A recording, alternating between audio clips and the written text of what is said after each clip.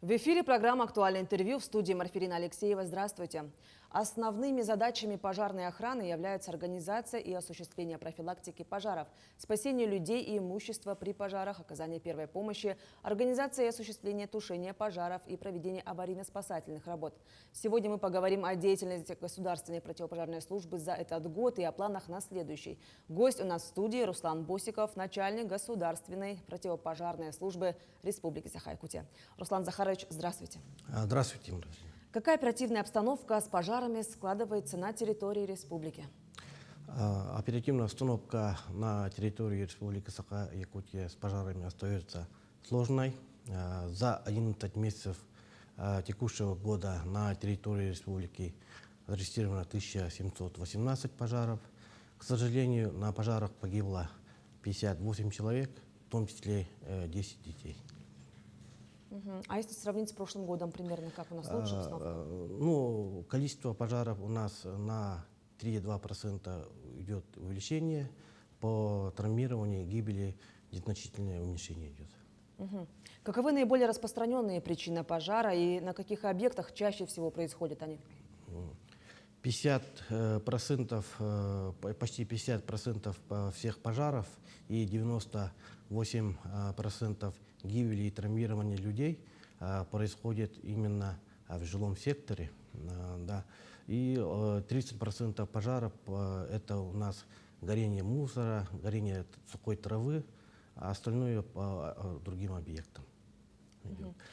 В основном у нас основной причиной пожара это неосторожное обращение с огнем, эксплуатация неисправных электробытовых приборов, печей, получается.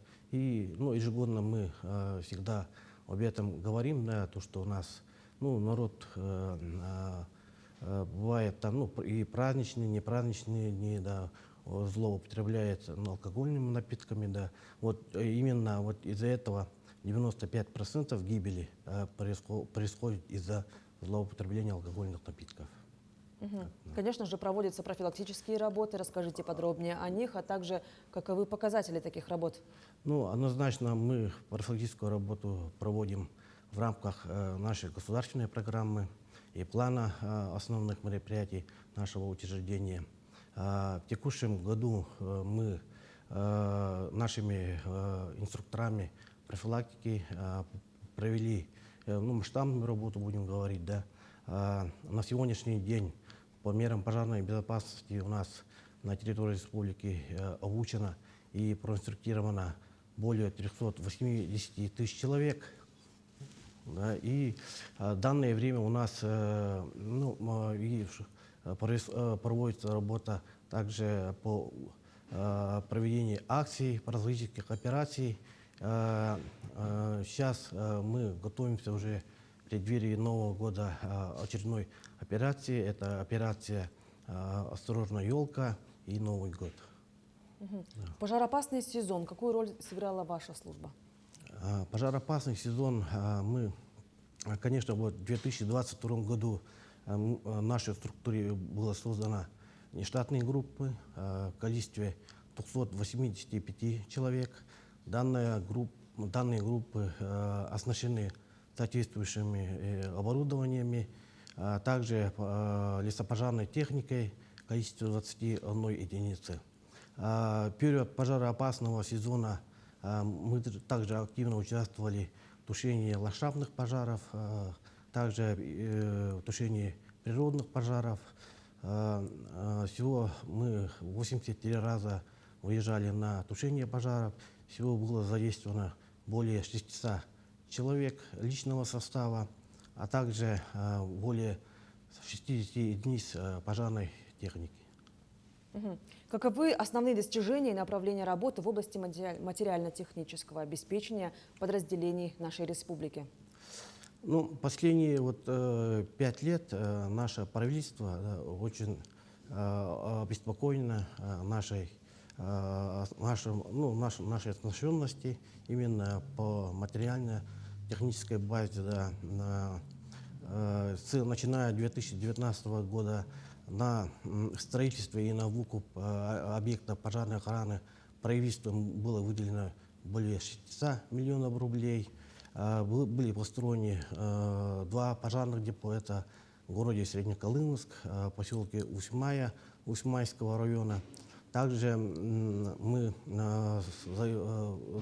по взаимодействии с органами местного самоуправления строим объекты для малочисленных пожарных частей. В этом году мы ввели 4 объекта.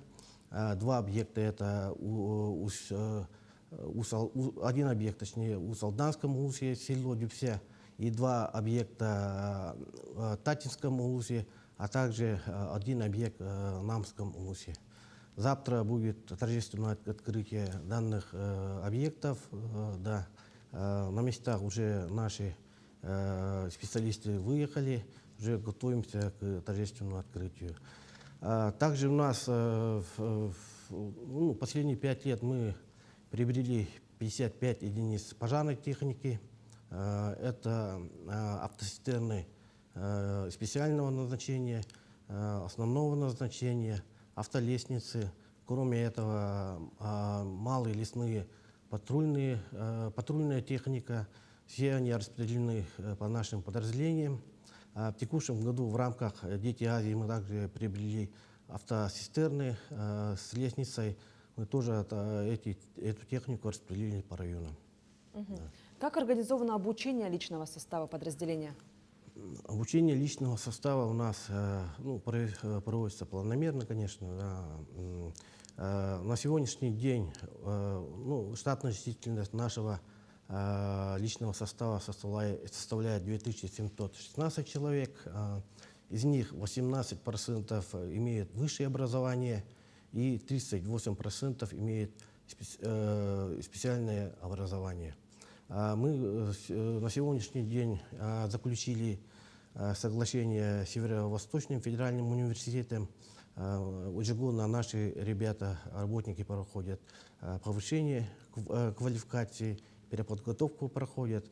Также по линии Министерства образования и науки Республики Саха-Якутия на учебный период 2024-2025 годов 6 работников у нас обучается. Это в Академии государственной противопожарной службы МЧС России, город Москва, и Университет государственной противопожарной службы, город Санкт-Петербург.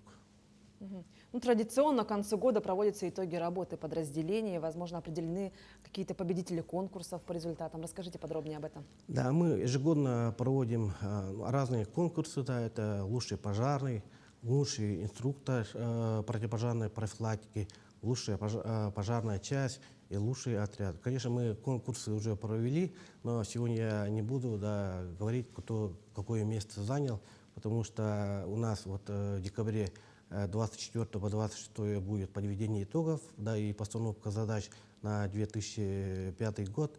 Мы должны все это на это мероприятие озвучить. Поэтому заранее как-то не хочется озвучивать. Да, конечно, но мне хочется подробнее узнать, как проводятся эти конкурсы, как выявляют победителей. Скорее всего, прям со всей республики приезжают, да, как-то? Да, это, у нас есть соответствующая комиссия, положение разработано и утверждено. Да. Согласно этих критериев у нас в течение года проводятся мероприятия. В основном тут и оперативная остановка с пожарами, с гибелью людей, травмированием, да. А также у нас, в нашей службе есть свое направление деятельности, да. Это и не только мы пожары тушим, да. Кроме этого есть и общественная нагрузка, работа, да. Вот это все учитывается и подводятся итоги. Ну, хотя бы кого-нибудь, мы, конечно, не скажем, кто победил, но кого-нибудь из тех, кто отличился, какие районы можно назвать? В общем, я хотел бы сказать именно про нашего сотрудника, да, именно он работает у нас инструктором противопожарной профилактики, это в Хангаласском районе, да, Михайлов Михаил, да, он ежегодно так участвует в конкурсах наших, да, обязательно занимает такие призовые места. В этом году он стал у нас победителем. Да. Ну что ж, и в заключение, каким образом планируется повысить эффективность работы пожарных подразделений? Ну, на следующий год вообще мы планируем именно ну, реализовать наш проект, да, это строительство быстро возводимых объектов для пожарной охраны, да. На сегодняшний день мы имеем 153 объекта, да, и в основном это, ну, старые здания, да. Ну, чтобы построить новое здание, это, ну, требуется очень много финансовых ресурсов, да, и мы в этом году с нашим министерством гражданской обороны, да, разработали проект. Надеюсь, что мы этот проект в следующем году и реализуем. Да. А также, конечно, мы усилим нашу профилактическую работу, укрепим взаимодействие с нашими органами местного самоуправления. Также, как я вот выше говорил, да, мы ну, готовим наших ребят, да, именно профессионалов пожарного дела. Также планируем именно обучение наших работников в вузах и СУЗах нашей страны. Ну что ж, Руслан Захарович, спасибо за интересную беседу и за вашу службу. А я напомню, что в эфире была программа «Актуальное интервью». Оставайтесь с нами.